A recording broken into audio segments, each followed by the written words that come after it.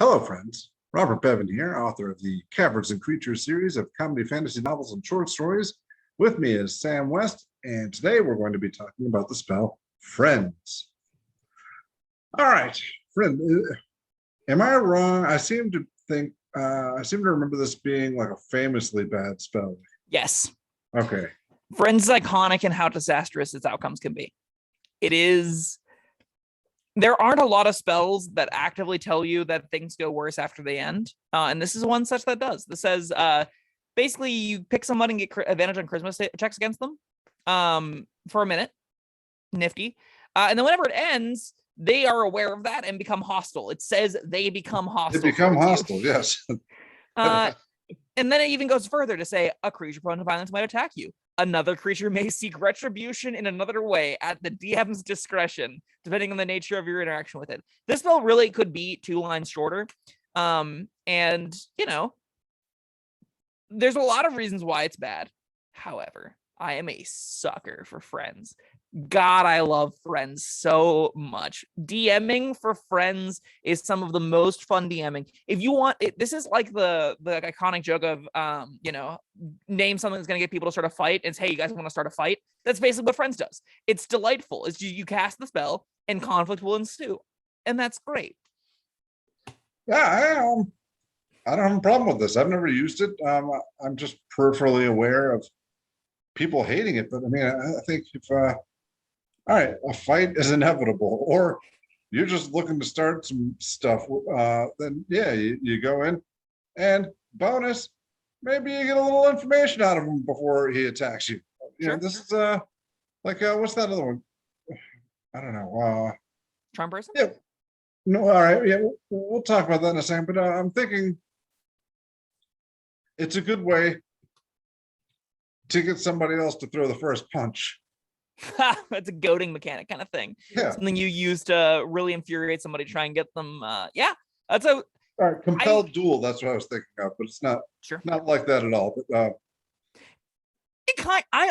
But my opinion on compelled duel comes around to, I think taunting does it better, and this is taunting, but it says you taunt them, right? It says that if you know the person you're dealing with, if you have some semblance of, if this is like, if you're going against a marauder, or you're going against some bounty hunter that's prone to violence, if you're going against a brute, kind of, a lot of the stereotypical archetypes of the evildoers and the lower levels are the bullies, the big brutish oafs that just, don't give a shit about you and drink too much and push aside and are super loud and punch people. This can be a tool to instigate a fight and get some consequences going, get some easy licks in, and get additional information. And honestly, while a lot of people, I think, see Friends and go, why would I cast something that makes people angry at me? I think there's a really real upside in doing that. And you highlighted it beautifully, right?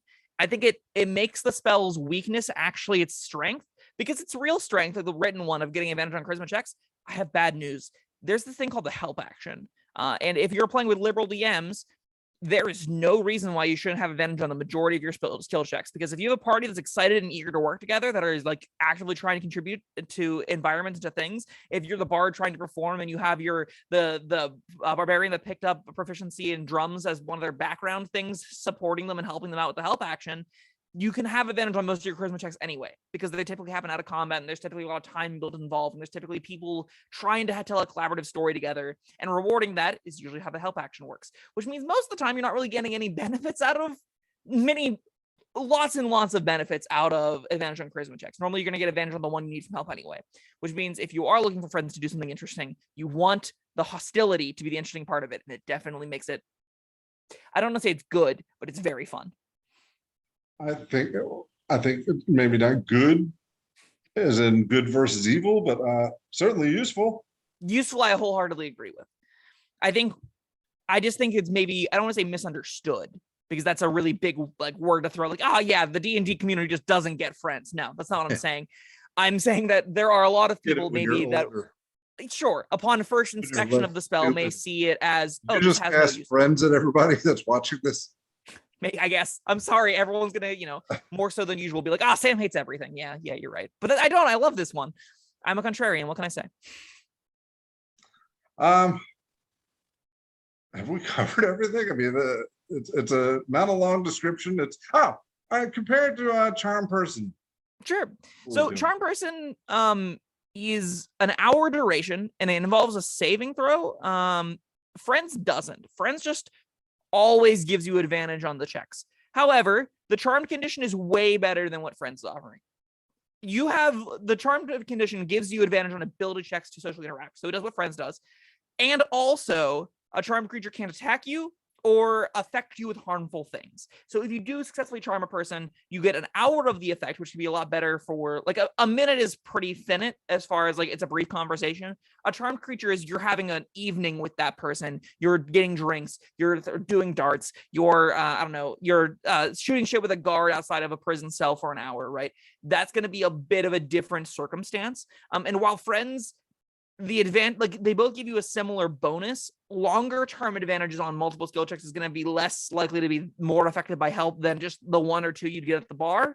So I think Charm Person's more likely getting more benefit out of the advantage system than Friends is. And Charm Person also, I mean, the duration makes it substantially different, and it doesn't outwardly say the creature becomes hostile towards you. Well, do they know they've been charmed? They do. They know they've been charmed by you, but it doesn't do the same wording that Friends does. Yeah. And then you have to ask your DM's interpretation. Well, how do people feel about this kind of effect? He had that. I mean, the person you charm may have had a great evening, and maybe they don't feel that bad that you used some charm magic on them, but maybe they feel manipulated, abused, and like super hateful about it. And that's where you're going to get different character types. That's where you're going to get DMs who really invest more in fleshing out NPCs to get a little bit more mileage out of it, making Charm Person better or worse. At the end of the day, I think Charm Person is probably better. And it's definitely better. But Friends is a different thing in its goodness, and that's incite hostility, regardless of DM opinion. Friends will always result in the outcome that you know it will result in, where Charm Person has a lot higher variance towards the end of it. Yeah.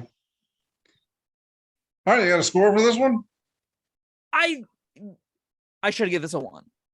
This spell is actively bad at most tables. However, there will be some tables like yours and mine where you can creatively use this as a way to go to things. You can creatively use this at tables that are really RP heavy, that really are invested in characters, to sort of pick at things you know will act a certain way when they're hostile. And I think that's great.